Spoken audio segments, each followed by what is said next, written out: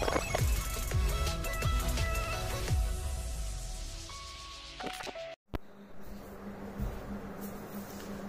विद्यार्थी मित्रांनो, मी दीपाली कुलकर्णी देशमुख माझ्या विंग्स ऑफ फिजिक्स या चॅनलमध्ये आपलं सगळ्यांचं मनपूर्वक स्वागत करते। मी नेहमी तुमच्यासाठी 1 महिन्याची स्ट्रॅटेजी, 4 दिवसाची स्ट्रॅटेजी असे व्हिडिओ करते। पण ह्या वेळेस मी ठरवलं की सुरुवातीपासूनच जर मुलांना योग्य दिशा दिली तर निश्चितपणे तुम्हाला सोपं होईल। कारण नुकताच आता 12वीच्या बोर्ड परीक्षेचा निकाल लागला आणि खूप मुलांच्या पदरी निराशा आली। काहींचं म्हणणं असं होतं की स्टेट बोर्डचे पेपर अवघड निघाले याचा अर्थ सिलेबस बाहेरचं काही होतं का? नव्हतं, पण तुमची तयारी कमी पडली। आणि आपण काय करतो की आता सध्या तुम्ही 11वी पासून 12वीत गेलेला आहात आणि तुमच्याकडे खूप सारे वेळ आहे, मे महिन्याची सुट्टी आहे, क्लासला पण तुमच्या कॉलेजला पण सध्या सुट्टी आहे। आणि एकदा का कॉलेज सुरू झालं की मग तुमचा क्लास, त्यानंतर तुमचं कॉलेज, त्यानंतर प्रॅक्टिकल्स, शिक्षकांनी दिलेलं सबमिशन, या सगळ्यामध्ये तुम्हाला सेल्फ स्टडीला वेळच मिळत नाही। त्यानंतर बरेच जण सुट्टे क्लास लावतात आणि वेगवेगळ्या ठिकाणी क्लासला जाण्यात पण त्यांची एनर्जी जाते आणि मग फक्त दिवसभर सगळे क्लास फिरून आल्यावर सेल्फ स्टडीला त्यांच्याकडे वेळच राहत नाही। आणि बघा 10वीला तुम्हाला खूप मार्क्स पडलेले असतात, त्यामुळे तुमच्या पण तुमच्या पालकांच्या पण अपेक्षा खूप उंचावलेल्या असतात। पण 10वी आणि 12वी याच्यात असं भला मोठा फरक आहे। 10वीला एक छोटंसं बुक केलं की त्याच्या बाहेरचं काही येत नव्हतं, तसं 12वीला नाही। 12वीला खूप सारा व्हास्ट सिलेबस आहे।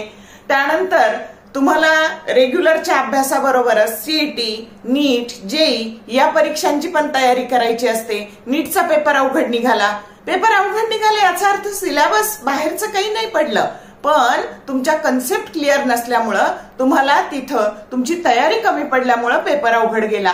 म्हणजे दिवसेंदिवस काय होत चाललंय की पेपरची काठिण्य पातळी वाढत चालली आणि तुमचा अभ्यास कमी पडत चाललाय। मग असं होऊ नये। सगळ्यात महत्वाचं आयुष्यात काय असतं तर वेळ असतं।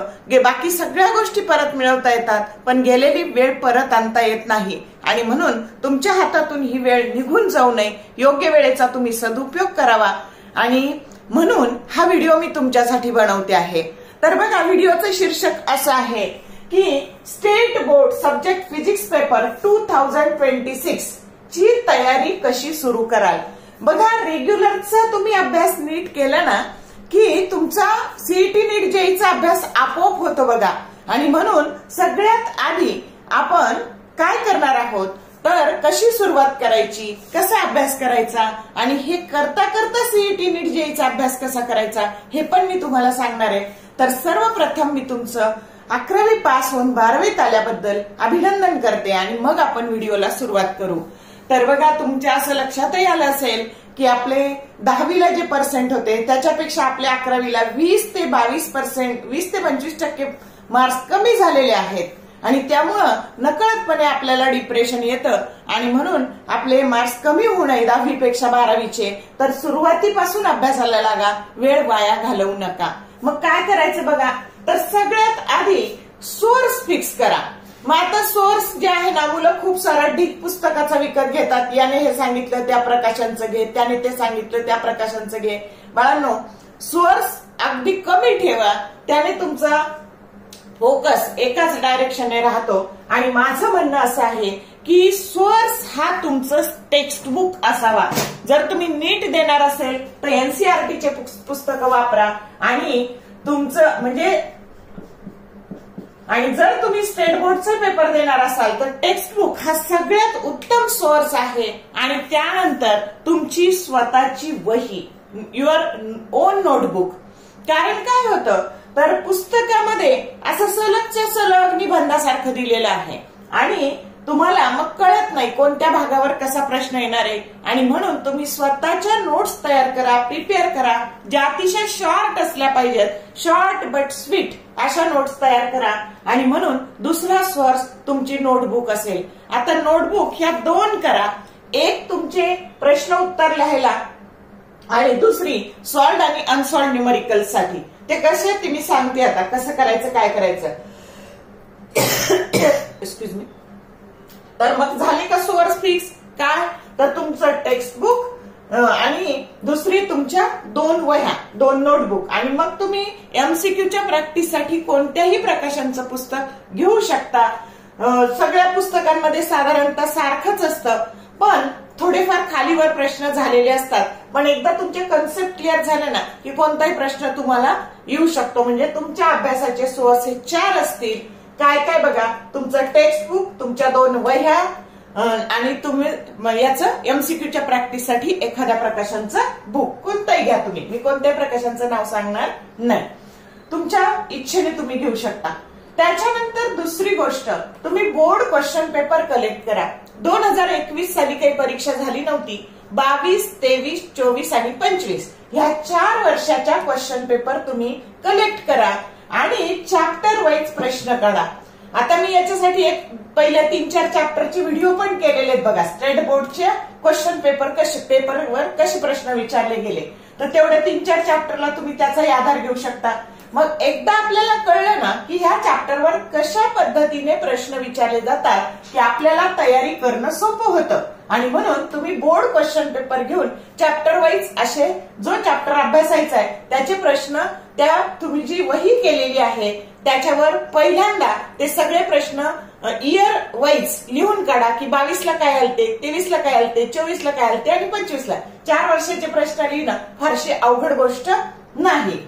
त्याच्यानंतर तुमचं ओन फॉर्म्युला शीट. आता बघा, तुमच्या ज्या वहीत आहे ना, चॅप्टरचं नाव एकदा लिहिलं, त्याचे बोर्डचे 4 वर्षाचे क्वेश्चन पेपर लिहिले की 2 पानं सोडून द्या. कशाला, तर on formula sheet, readymade formula sheet घ्यायचं नाही, स्वतःचं फॉर्म्युला शीट बनवायचं. कसं बनवायचं मी ते सांगते. मग त्यानंतर अभ्यासाची स्ट्रॅटेजी काय असली पाहिजे, रीड, रिमेंबर अँड रीराईट. समजा आपण 1 पान वाचलं, पहिला चॅप्टर आहे फिजिक्सचा रोटेशनल डायनॅमिक्स, 1 पान वाचलं, नुसतं वाचू नका. म्हणजे त्याच्यात मन लावून वाचा, कन्सेप्ट समजून घ्या आणि मग त्याला आठवण्याचा प्रयत्न करा. म्हणजे रीड, काळजीपूर्वक वाचा, त्यानंतर रिमेंबर, आठवायचा प्रयत्न करा आणि त्यातले महत्वाचे पॉइंट हे लिहून प्रॅक्टिस करा. Rewrite. For example, what are the properties of circular motion? 2च पॉइंट आहेत. इट इज ऍसिलरेटेड मोशन आणि इट इज पिरियॉडिक मोशन. मग आता बघा, आपण असे मगअप करायचे ते. It is the accelerated motion, it is the periodic motion. अशा प्रश्नांची तयारी करा. मग तेव्हाच तुमचा, जेव्हा केलेला अभ्यास तुम्हाला न पाहता लिहून काढता येतो, तेव्हाच तुमचा अभ्यास पूर्ण झालेला असतो. नुसतं वाचून परीक्षेला गेला तर टेन्शनने तुम्हाला पेपर लिहिता येत नाही. म्हणजे रायटिंग प्रॅक्टिस खूप महत्वाची आहे. त्यानंतर तुम्ही 2 हायलायटर पेन विकत घ्या.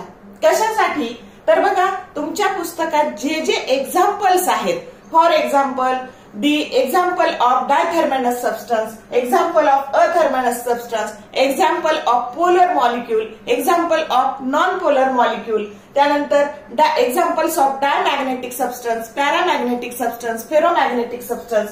असे जे जे एक्झाम्पल्स आहेत ना, त्याला एकाच रंगाचा पेन वापरा. समजा तुम्ही त्याच्यासाठी पिंक कलरचा पेन वापरला, पूर्ण सगळे एक्झाम्पल हे पिंकने असतील. आणि त्यानंतर तुमच्या पुस्तकात स्टेटमेंट्स असतात, त्यानंतर लॉज असतात, त्यानंतर समजा लॉ ऑफ इक्विपार्टिशन ऑफ एनर्जी, त्याच्यानंतर ज्या डेफिनेशन्स असतात त्याच्यासाठी मग दुसऱ्या रंगाचा पेन वापरा. कोणताही वापरू शकता तुम्ही. आलं का लक्षात? मग आता बघा, समजा तुम्ही ग्रीन वापरला किंवा ब्लू वापरला, तर पूर्ण स्टेटमेंट, डेफिनेशन, लॉ याच्यासाठी एकाच कलरचा पेन वापरायचा.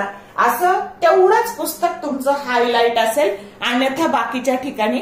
आणि तुम्हाला फॉर्म्युल्याला जर करायचं असेल, पण फॉर्म्युला शीट स्वतःच बनवा, फार पुस्तक रंगीत करू नका. तर या पद्धतीने 2 हायलायटर पेन वापरून ते दोन वेगवेगळ्या कामासाठी वापरा. त्याने तुमचं काम सोपं होणार आहे. कारण बघा, तुम्हाला यावर्षी एमसीक्यू पडला होता स्टेट बोर्डला, what is the example of a diathermanous substance, आणि म्हणून जिथं जिथं एक्झाम्पल असतील ना ते सगळे लर्न करायचे.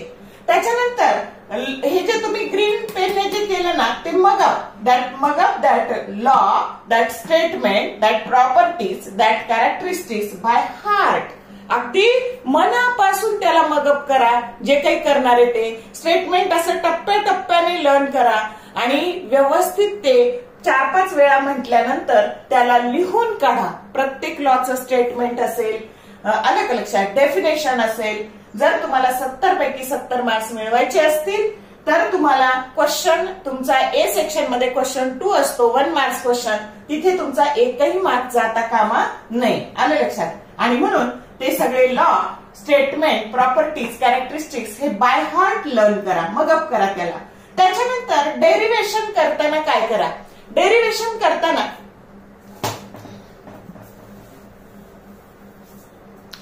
त्याची आधी डायग्राम चांगली करा. त्यानंतर डेरिव्हेशन करताना त्याची डायग्राम करा. त्याच्यात ते जर व्हेक्टर असतील तर ते व्यवस्थित बॅलन्स करा. जर लाईनच्या रे डायग्राम असतील तर त्याच्यात एरो दाखवायला विसरू नका. त्याच्यानंतर त्याचं व्यवस्थित लेबलिंग करा. शक्यतो लेबलिंग एकाच साईडने करा. मग डेरिव्हेशन ची आधी डायग्राम झाली, मग बघा डायग्राम झाल्यावर त्याचा अल्गोरिदम बनवा. मग अल्गोरिदम बनवताना काय होतं तर आधी आपण कशानंतर काय करायचं या पद्धतीने त्याचा अल्गोरिदम बनवा आणि त्याचा जो मॅथमॅटिकल पार्ट आहे ना डेरिव्हेशनचा तो 10 वेळा लिहून काढा. त्याने काय होतं, आधी पाठ करा ते सगळं व्यवस्थित आणि प्रॅक्टिस करताना तुमच्या वहीत डायग्राम आणि फक्त मॅथमॅटिकल पार्ट येऊ द्या. असे पार्ट निबंधासारखं डेरिव्हेशन लिहून काढू नका. आलं का लक्षात?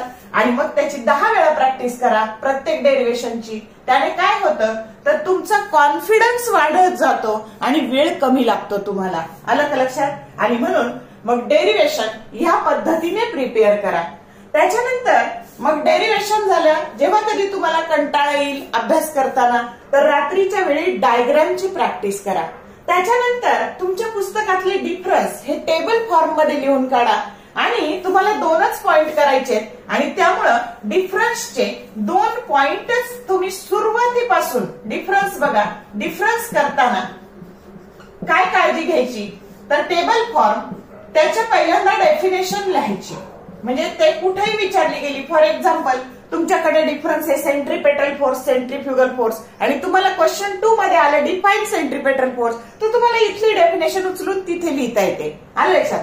ज्याच्यामध्ये एक्झाम्पल असतील एकूण फक्त 3च पॉइंट करा तुमच्या वहीत, 3च पॉइंट करा डिफरन्सचे आणि वर्षभर तेच 3 पॉइंट सतत घोकून तुमचे काय होतात पाठ होतात आणि म्हणून तुम्हाला लिखाणाला सोपे, लक्षात ठेवायला सोपे, लिखाणाला कमी, लक्षात ठेवायला सोपे असे पॉइंट लिहून काढा. आणि त्याच्यात जर एक्झाम्पल असतील तर एक्झाम्पलचा शेवटचा पॉइंट, म्हणजे तुम्हाला फिजिक्स मध्ये 2च डिफरन्स लिहायचे असतात, केमिस्ट्रीमध्ये आणि बायोमध्ये 4 डिफरन्स लिहायचे असतात. म्हणून सेफ साईड तुमच्या वहीत डिफरन्सचे 3 पॉइंट लिहून काढा. फिजिक्सला, केमिस्ट्रीला आणि बायोला 5 पॉइंट लिहून काढा. एखादा विसरला तर एक एक्स्ट्रा असू द्या आणि वर्षभर तेच तुम्ही लर्न करा, म्हणजे तुमचं काम सोपं होऊन जाईल. कळलं का? म्हणजे हे 3D तुमच्यासाठी खूप महत्वाचं काम करतात. डेरिव्हेशन, डायग्राम आणि डिफरन्स.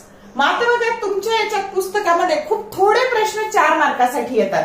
त्याचं सगळ्याचं कलेक्शन करा, म्हणजे लिहून काढा. वहीच्या मागच्या बाजूला ते 4 मार्काचे कोणते प्रश्न आहेत. फॉर एक्झाम्पल पहिल्या चॅप्टर मध्ये रोटेशनल डायनॅमिक्स मध्ये व्हर्टिकल सर्क्युलर मोशन 4 मार्काला येते. दुसऱ्या चॅप्टर मध्ये बर्नॉलिस थेरम 4 मार्काला येतो. तिसऱ्या चॅप्टर मध्ये प्रेशरचं डेरिव्हेशन 4 मार्काला येतं. असे फार तर 10 ते 12च प्रश्न 4 मार्कासाठी येतात. त्याला असं कलेक्टिव्हली लिहून काढा. आलं लक्षात? कोणते प्रश्न आहेत ते, म्हणजे तुम्हाला डी सेक्शन सोडवताना त्याचा फायदा होतो. त्याच्यानंतर your aim should be high. Out of marks पाडण्याचं ध्येय ठेवा, म्हणजे कुठेतरी तुम्हाला 60-65 मार्क्स पडतील. 70 पैकी 70 पाडायचं ठरवाल तेव्हा, कारण तेवढे 70 पैकी 70 मार्क पाडणे एवढी सोपी गोष्ट नाही. आणि म्हणून पण ध्येय तर ठेवायला काय हरकत आहे. युअर एम शुड बी हाय आणि म्हणून आउट ऑफ मार्क्स पाडण्याचं ध्येय ठेवा, म्हणजे त्या दृष्टीने माणूस प्रयत्न करत राहतो. बघा 45% वाला मुलगाही आउट ऑफ मार्क्स पाडू शकतो, फक्त त्याच्या मनाचा निश्चय हा ठाम असला पाहिजे. मग तुम्हाला कोणी रोखू शकत नाही यशापासून, हे लक्षात ठेवा. त्यानंतर सेपरेट नोटबुक आपण केलेली आहे. एक नोट्स साठी केली आणि दुसरी सॉल्व्ड आणि अनसॉल्व्ड न्यूमरिकल साठी. तुम्ही म्हणाल पुस्तकात आहे ना, कशाला करायचं? तर बाळांनो, ते जे सॉल्व्ड न्यूमरिकल जास्त पडतात बघा, तुम्ही नीट अभ्यास करा क्वेश्चन पेपरचा. सॉल्व्ड न्यूमरिकल खूप जादा पडलेले आहेत आणि अनसॉल्व्ड पण पडलेले आहेत, पण जास्ती सॉल्व्ड पडलेले आहेत. आणि म्हणून त्याच्यासाठी वही का करायची तर तिथं त्यांनी डायरेक्ट उत्तर दिलेले तुमची कॅल्क्युलेशनची प्रॅक्टिस होण्याकरता। आणि बघा सिंपल सिंपल सिंपल करत जायचं आणि शेवटच्या स्टेपला फक्त लॉग वापरायचा। तुम्ही अगदी पहिल्या स्टेप पासून जर लॉग वापरायला लागलात ना तर चुका होण्याची खूप शक्यता असते। आणि म्हणून तुम्ही सॉल्व्ड आणि अनसॉल्व्ड न्यूमेरिकल्स हे तुमच्या त्या वहीत असले पाहिजे आणि शक्यतो त्याला फॉर्म्युला वाईज करा। अलग लक्षात, म्हणजे कोणते फॉर्म्युला कोणते मागे जसे रॅन्डम दिलेले तर तुम्ही सोडवताना एक फॉर्म्युला घेतला की त्याच्यात सगळे न्यूमेरिकल्स त्या वहीत कलेक्टिव्ह आले पाहिजे अशी स्वतःची करा आणि त्या कॅल्क्युलेशनची प्रॅक्टिस करा। कॅल्क्युलेशन कुठूनही उतरून काढू नका, तुम्ही ते स्वतः करा। समजलं? म्हणजे तुम्हाला बघा सीईटी नीट जेईला सगळ्यात जास्त न्यूमेरिकल्सच येतात, म्हणजे त्याच्याबद्दल आवड निर्माण करून घ्या। न्यूमेरिकल्स आल्याशिवाय कोणत्याही कॉम्पिटेटिव्ह एक्झाम देता येत नाहीत, आलं लक्षात? आणि म्हणून रडरड करू नका, ही गोष्ट तुम्हाला करायचीच आहे, ते आनंदाने करा।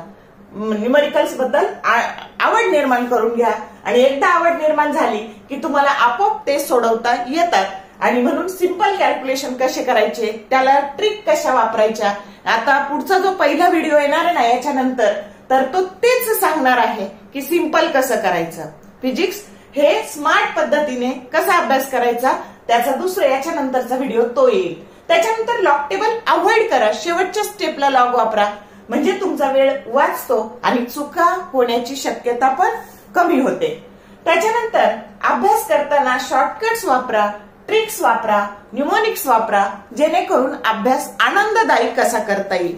अगदी हॅपीली अभ्यास करा, त्याच्याबद्दल पॉझिटिव्हली घ्या, अभ्यासाबद्दल कसाही करायचाच आहे। सगळ्यात महत्वाचं वेळ वाया घालवू नका। तर बघा तुम्हाला अगदी सुरुवातीपासून मी जागा करते आहे तुमच्या हातामध्ये। आता बघा तुम्हाला तुमची परीक्षा साधारणतः यावेळेस 11 फेब्रुवारीला पहिला पेपर होता आणि जानेवारी पासून तुमचं प्रॅक्टिकलच्या एक्झाम सबमिशन याच्यातच जातं, म्हणजे खऱ्या अर्थाने तुम्हाला आता मे पासून डिसेंबर पर्यंतचा वेळ हातात आहे। आणि एकदा तुम्ही हे चांगलं केलं ना की बरेचसे मुलं काय करतात की क्लासला जातात आणि क्लासला धडा नीट अभ्यासला जात नाही, डायरेक्ट त्यांचा फोकस एमसीक्यू वर असतो आणि म्हणून मुलांना स्टेट बोर्डला मार्क्स पडत नाहीत आणि ते क्वालिफाय होत नाही। तर स्टेट बोर्ड हा तुमचा बेस आहे, पाया आहे आणि त्याच्यामुळे तो पायाच पक्का नसेल तर तुम्हाला प्रॉब्लेम सोडवता येत नाही। म्हणजे कन्सेप्ट क्लिअर असेल ना तर कुठलाही प्रश्न फिरून कसाही विचारू द्या तुम्हाला तो सोडवता येतो। आणि म्हणून कोणत्याही परीक्षेचा बेस हा टेक्स्टबुक असतं हे लक्षात ठेवा। जर तुमची जेई आणि नीट असेल तर एनसीईआरटीचं टेक्स्टबुक चांगलं करा, बारीक लर्न करा, अगदी reading between line and line. आणि जर तुम्हाला सीईटी द्यायची असेल तर तुम्हाला तुमचं स्टेट बोर्डचं बुक करा, त्याच्या बाहेरचं काहीच येत नाही। त्यामुळं पुस्तक सोडून बाहेर काहीच येत नाही हे नीट लक्षात ठेवा आणि म्हणून फोकस हा तुमच्या टेक्स्टबुकवर करा। सगळ्याच परीक्षांची काठिण्य पातळी वाढत चाललेली आहे, सीईटीची पण, त्यानंतर नीटची पण, जेईची पण, आणि त्यामुळं तुम्हाला आता स्वतः तुम्हाला बदलवणं गरजेचं आहे। तुम्ही तयारी तेवढ्या पद्धतीने केली पाहिजे म्हणजे पेपर अवघड जाणार नाही, आले लक्षात? तर या पद्धतीने तुम्ही जर तयारी करायला सुरुवात केली तर मला नाही वाटत की पेपर अवघड जाईल। परीक्षेच्या दिवशी तुमच्या हातात निराशा येणार नाही, म्हणजे रिझल्टच्या दिवशी जर हसायचं असेल तर वर्षभर असा या पद्धतीने थोडा रोज अभ्यास केला पाहिजे। All the best for your study and thank you for watching this whole video.